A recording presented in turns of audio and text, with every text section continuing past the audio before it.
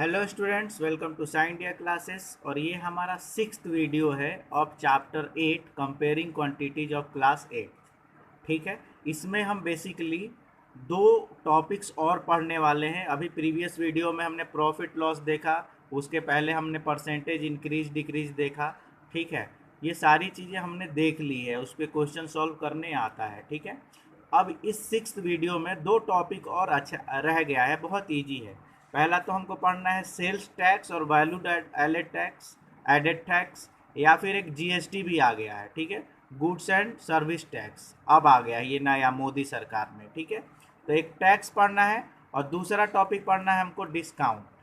ठीक है, देखिए इसमें कोई प्रॉब्लम नहीं है। ठीक है, टैक्स मतलब जुड़ता है, टैक्स मतलब हमेशा ऐड होता है। ठीक है, टैक्स अमाउंट हमको पे करना पड़ता है। जैसे खाना में हमने होटल में खाना खाने गए और हमारा 500 का बिल बना, तो उस बिलिंग अमाउंट पे हमको उस पर जीएसटी देना पड़ता है। ठीक है, गुड्स एंड सर्विस टैक्स देना पड़ता है, या फिर सेल्स टैक्स या वैल्यू एडेड टैक्स देना पड़ता है। तो वो देना पड़ता है मतलब उसमें ऐड होता है। तो जब भी हम टैक्स की बात करेंगे तो टैक्स हमेशा ऐड होगा मतलब कि या तो ये परसेंटेज इंक्रीज वाला है, उस टाइप का क्वेश्चन रहेगा, और फिर बोल सकते हैं कि परसेंटेज इंक्रीज या फिर प्रॉफिट वाला, क्योंकि प्रॉफिट और परसेंटेज इंक्रीज में अमाउंट ऐड होता था। और डिस्काउंट, हम कभी जाते हैं तो हमको डिस्काउंट मिलता है ना, 50% डिस्काउंट चल रहा है, 40% चल रहा है, फ्लैट ऑफ चल रहा है, by one get one free, ऐसा डिस्काउंट होता है। डिस्काउंट मतलब कि अगर कोई जीन्स हमने 3000 का लिखा हुआ है और उस पर 40% का डिस्काउंट है, मतलब उस तो 40% ऑफ 3000 जितना हम निकाल लेंगे, ये अमाउंट में माइनस होता है, वो हमें कम पैसा देना पड़ता है। मतलब डिस्काउंट मतलब माइनस। और डिस्काउंट की जब भी कोई बात होगी तो डिस्काउंट मतलब परसेंटेज डिक्रीज वाला फार्मूला या फिर लॉस वाला फार्मूला लगेगा। ठीक है, देखिए डिस्काउंट और परसेंटेज लॉस बिल्कुल अलग चीज़ें हैं, लेकिन कॉन्सेप्ट वही है, फार्मूला वही लगेगा। और अगर सेल्स टैक्स की बात हो रही है तो परसेंटेज इंक्रीज और प्रॉफिट वाली बात होगी। आगे बढ़ते हैं, कुछ क्वेश्चन करेंगे तो समझ में आएगा। ठीक है, देखिए आपकी एनसीईआरटी पेज का जो 121 पेज है उसमें एग्जाम्पल 3 है। ठीक है, आइटम मार्क्ड, ठीक है, मतलब एमपी दिया है। एमपी मतलब मार्क्ड प्राइस मतलब जो प्रिंटेड नहीं रहता है कि ये जीन्स इतने का है, ये सैनिटाइजर पे उस पर लिखा रहेगा ये मेडिसिन इतने का है, उसकी जो मार्क प्राइस रहता है कितना है, ₹840 है। ठीक है, और कितना में हमको मिला, मतलब सेलिंग प्राइस कितना है उसका, उस आइटम का, तो ₹714। तो हमको डिस्काउंट, क्योंकि डिस्काउंट मिल रहा है, 840 रुपये लिखा है लेकिन हमको 714 में दे रहा है, मतलब कहीं ना कहीं हमको डिस्काउंट मिल रहा है। ये डिस्काउंट क्या होगा, तो ग्रेटर माइनस स्मॉलर, मतलब कि M P minus S P. अगर इसको माइनस किया हमने तो 840 माइनस 714 करेंगे तो कितना हो जाएगा बताइए। मेरे हिसाब से 126 रुपीज़ का डिस्काउंट हो गया।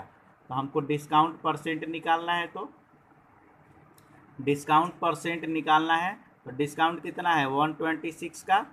और हमेशा जो डिस्काउंट होता है मार्क्ड प्राइस पे रहता है, जैसे ओल्ड प्राइस पे परसेंटेज इंक्रीज डिक्रीज रहता है। ठीक है, जैसे कॉस्ट प्राइस पे प्रॉफिट और लॉस रहता है, ऐसे ही हमेशा डिस्काउंट मार्क्ड प्राइस पे रहता है, ये आपको याद रखना पड़ेगा।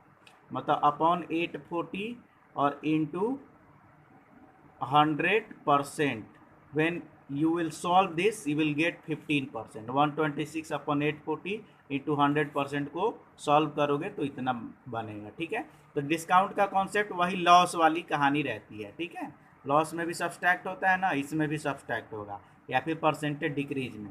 एक और क्वेश्चन है example 4, the list price of a frock is, list price मतलब वही मार्क प्राइस। एमपी कितना है कोई भी फ्रॉक का, कोई लड़की का कपड़ा है, वो ₹220 का है। ठीक है, बड़ा सस्ता है यार। उस पर डिस्काउंट दिया जा रहा है कितना, 20% का। Discount equals to 20%। तो टोटल डिस्काउंट निकाल लो पहले। डिस्काउंट कैसे निकालोगे, तो डिस्काउंट होगा 20%। लो सूट पे ही लिख लिया, सूट खराब हो गया, फ्रॉक खराब हो गया उसका।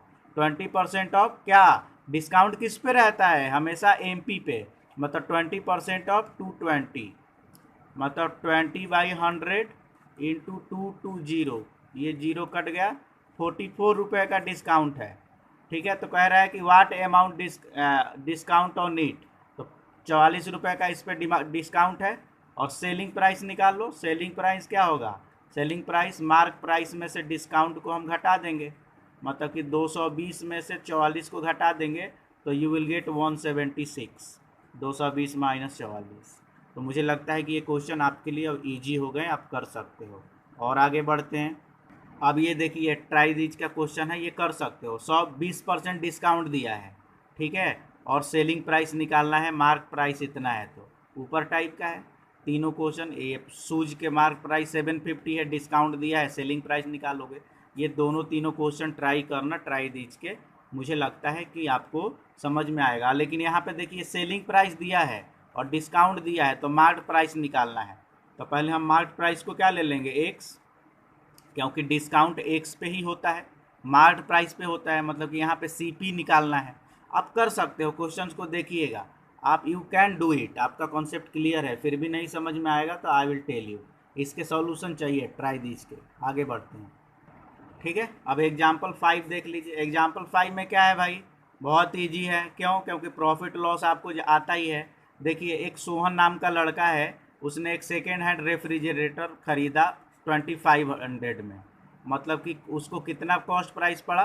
2500, और उसको 500 रुपये उस पर रिपेयरिंग कॉस्ट लग गया, क्योंकि पुराना है तो रिपेयर कराना पड़ेगा। मतलब टोटल कॉस्ट प्राइस तो हम मान के चलेंगे कि भाई उसको भी इंक्लूड करेंगे, रिपेयरिंग कॉस्ट को भी। मतलब टोटल उसको रेफ्रिजरेटर अच्छे कंडीशन में कितने पे पड़ा?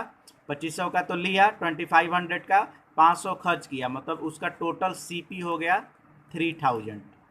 क्योंकि 500 रुपये खर्च किया है तो भी तो हम जोड़ेंगे ना भाई उसी पे है। और उसको बेच दिया, सेलिंग प्राइस कितना है?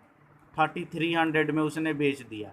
तो भाई यहाँ पे S P greater than C P, इसका मतलब कि उसको हो रहा है प्रॉफिट। और प्रॉफिट कितने का? तो S P minus C P, मतलब 3300 माइनस 3000 इक्वल्स टू 300 का प्रॉफिट। तो प्रॉफिट परसेंट क्या हो जाएगा? Profit percent equals to profit upon C P into 100, मतलब 300 अपॉन 3000 इंटू 100, 10% का प्रॉफिट हुआ। ये तो आपको बड़ी ईजिली समझ में आएगा, आई होप सो। ठीक है, क्योंकि ये बहुत प्रीवियस वीडियो में मैंने बहुत प्यार से, बहुत अच्छे से और बहुत ही कॉन्सेप्चुअल तरीके से आपको बताया है।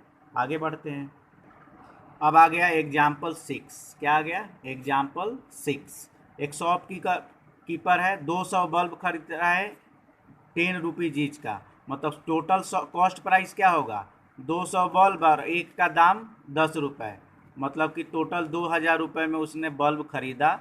2000 रुपये में उसने 2000 रुपीज़ में 200 बल्ब खरीदा, क्योंकि कॉस्ट दिया है एक का तो मल्टीप्लाई कर दिया। ठीक है, उसमें से 5 बल्ब जो है उसके ख़राब हो गए और उसने फेंक दिया। ठीक है, मतलब कितने बचे उसके पास? ठीक है, बल्ब लेफ्ट कितने बचे? तो भाई 200 थे, 5 खराब हो गए, उसको फेंक दिया, मतलब कि 195 उसके पास अच्छे बल्ब बचे। अब उन 195 को 12 रुपये के हिसाब से बेचा, मतलब टोटल सेलिंग प्राइस क्या होगा? तो 195 बचा है, 5 तो खराब हो गया, 200 खरीदा तो है लेकिन 5 खराब हो गया, मतलब वो 5 घट गया। 195 अच्छे वाले जो हैं 195 बिकेंगे 12 रुपीज़ के हिसाब से। जब इनको मल्टीप्लाई करोगे तो यू विल गेट 2340। अब देख रहे हैं यहाँ कि कॉस्ट प्राइस कितना है? 2000 का, सेलिंग प्राइस है इतने का, मतलब कि S P greater than C P, मतलब कहीं ना कहीं उसको प्रॉफिट होगा। प्रॉफिट क्या होगा? एस पी में से सी पी को घटा लो, मतलब 340 रुपये का, तो प्रॉफिट परसेंट क्या होगा? प्रॉफिट अपॉन कॉस्ट प्राइस, मतलब 2000 इंटू 100, 17% का प्रॉफिट होगा। बहुत ही ईजी है, I hope you understand, you can do it. Next question, seventh question क्या कह रहा है देख लीजिए, ये भी इजी ही है। मीनू बॉट 2 फैन 1200 रुपये का एक, मतलब टोटल कॉस्ट क्या हो जाएगा? 1200 इंटू 2, मतलब 2400। टोटल सीपी क्या होगा? 2400। बात समझ में आई कि नहीं आई? ठीक है, Meenu bought 2 fans 1200 each, she sold one at loss of 5% and other at profit of 10%। मतलब यहाँ पे थोड़ा सा हम आपको अलग से ये लेते हैं, ठीक है। टोटल सीपी क्या होगा, टोटल सीपी हो जाएगा 1200 प्लस 1200 इक्वल्स टू 2400। दो फैन का टोटल कॉस्ट प्राइस 24%, ठीक है। फर्स्ट बल्ब की बात, फर्स्ट फैन की बात करें और सेकेंड फैन की बात करें, ठीक है। तो उसने क्या किया कि पहले को 5% लॉस पे बेचा है और दूसरे को 10% प्रॉफिट पे। ये पहला वाला जो है 5% लॉस पे जा रहा है और दूसरा वाला 10% प्रॉफिट पे। मतलब दोनों का पहले सेलिंग प्राइस निकाल लें, तो इसमें टोटल लॉस क्या हो जाएगा, 5% ऑफ सीपी मतलब 1200। अब बोलो कि 2400 क्यों नहीं, क्योंकि ये दो बल्ब का हमने जो है, दो फैन का जोड़ा। एक फैन तो 1200 का ही है ना, और ये भी इसकी भी कितने की है, 1200 रुपये की है। मतलब इसमें 1200 पे 5% लॉस, मतलब 5 इंटू 100 इंटू 1200। पहले वाले पे 60 रुपये का लॉस हो गया, मतलब पहले वाली की सेलिंग प्राइस क्या हो गई, तो सीपी माइनस लॉस, मतलब कि 1200 में से 60 गया। पहले वाले को 1140 रुपये में उनने बेचा, दूसरे वाले को प्रॉफिट पे बेच रहा है, मतलब यहाँ पे प्रॉफिट निकाल लेते हैं। प्रॉफिट हो जाएगा 10% ऑफ, ये भी 1200 का ही है, 1200 के दोनों दोनों का कॉस्ट सेम ही था, लेकिन एक में नुकसान हो गया, एक में फ़ायदा करेंगे तो इसमें 120 रुपये की प्रॉफिट हो रही है। मतलब इसकी सेलिंग प्राइस हो जाएगी, 1200 का था, 120 की प्रॉफिट, मतलब 1320 रुपये की। अब ये बिका 1140 में, क्योंकि ये लॉस में बिका, ये प्रॉफिट में। तो टोटल एसपी निकाल लेते हैं, सेलिंग प्राइस। तो 1140 में ये बिका और 1320 में ये बेचा, मतलब कि 2460 टोटल सेलिंग प्राइस हो गया। टोटल 2400 में ख़रीदा था और 2460 रुपये में बेचा। भले ही पहले में लॉस हुआ, दूसरे में प्रॉफिट हुआ, ओवरऑल देखा गया तो उसकी सेलिंग प्राइस 60 रुपये ज़्यादा है, ठीक है। तो आप देख रहे हो कि टोटल क्या हो गया। अब ओवरऑल निकालें तो टोटल सीपी कितना हो गया था, 2400, और टोटल प्रॉफिट कितना, टोटल एसपी 2460 का। तो एसपी ग्रेटर देन सीपी, मतलब प्रॉफिट हुआ कितने का, तो 60 रुपये का। यू कैन डू इट, ठीक है। ऐसे ही ट्राई दीज का क्वेश्चन है, इसको ट्राई करिएगा। शॉपकीपर बहुत 2 टीवी सेट 10-10 हज़ार के 2 टीवी सेट खरीद रहा है, ठीक है। उसी टाइप का कर लीजिएगा। ये पहला वाला है और ये दूसरा टीवी सेट, ठीक है। पहले को प्रॉफिट हो रहा है, इस पर प्रॉफिट हो रहा है कितने का, 10% का, और इस पे लॉस 10% का, ठीक है। इसकी सेलिंग प्राइस निकाल लीजिए, जैसे ऊपर हमने निकाला इस टाइप से, ठीक है। और इसकी भी सेलिंग प्राइस निकाल लीजिए, और टोटल सीपी क्या हो जाएगा, 10,000 प्लस 10,000 इक्वल्स टू 20,000। और टोटल एसपी निकाल लीजिएगा, इन दोनों को ऐड कर लीजिएगा, देखिएगा प्रॉफिट हो रहा है कि loss. You can do it. तो ये भी, इसका भी सॉल्यूशन मुझे चाहिए। उसके बाद एग्जाम्पल 8 में cost of pair of roller skate 450 रुपये का कॉस्ट है, ठीक है। उस पर टैक्स लग रहा है 5%। तो टैक्स तो हमको देना पड़ता है, एडेड होता है। अब अभी बताया, टैक्स हमेशा ऐड होता है। तो पहले हम किस पे हमें देंगे, तो हमेशा इस अमाउंट पे हम 5% का टैक्स, कितना का बना, 22 रुपये का, क्योंकि टैक्स कितना हो जाएगा, टैक्स इक्वल्स टू 5% ऑफ 450। आप निकालोगे तो इतना का टैक्स बना, 450 तो देना पड़ेगा, फिर टैक्स भी देना पड़ता है। ये टैक्स सरकार को जाता है, और इसी टैक्स जो सरकार, हम जो कुछ चीज़ें खरीदते हैं और ये जो टैक्स देते हैं, इसी टैक्स से आपके पापा की सैलरी आती है, रोड बनता है, नेता लोग अपना भ्रष्टाचार करते हैं जी, ठीक है। स्कूल्स बनते हैं, जो मेडिकल्स बनते हैं, ठीक है, और बस स्टैंड बनता है। जो भी विकास का काम होता है, इन्हीं टैक्स के पैसे से सरकार करती है, ठीक है, जो टैक्स लेती है। तो भाई 450 का था, इस पर टैक्स देना पड़ा, मतलब इतना टोटल हमको पे करना पड़ेगा। 450 दुकानदार के पास जाएगा और 22 रुपये सरकार के पास।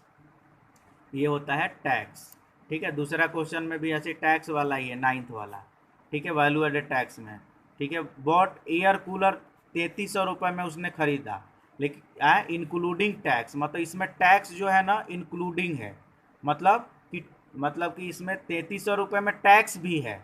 मतलब मान लीजिए कि बिफोर टैक्स अमाउंट था एक्स, बिफोर इसमें 33 कह रहा है कि Waheeda bot N air cooler for 3300 including tax, मतलब इसमें टैक्स इंक्लूड है, ऊपर वाले में टैक्स हमको अलग से देना है, द सेल टैक्स चार्ज किया गया 5%, ठीक है, लेकिन इसमें ना ये टैक्स इंक्लूडिंग है।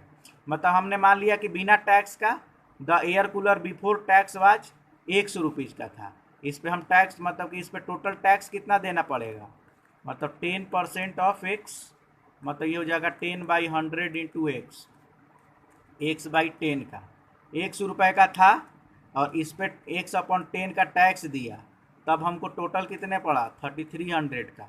तो ऐसे आप करोगे तो आप निकाल सकते हो यहाँ पे कि ये एलसीएम ले लोगे तो ये हो जाएगा 11x/10 इक्वल्स टू 3300, और जब करोगे तो 11 जब 3000 रुपये आंसर आएगा। आप करके लीजिएगा, ऐसे ट्राई दीज में इसको भी करिएगा, ठीक है, आप कर सकते हो, ठीक है। और आपको मालूम है कि फर्स्ट सेकंड क्वेश्चन तो मैंने पहले ही करा दिया है, ठीक है, ये क्वेश्चन खुद से ट्राई करिएगा। नेक्स्ट वीडियो में पूरी एक्सरसाइज का सॉल्यूशन मैं दूंगा। Thank you so much, have a nice day, God bless you all.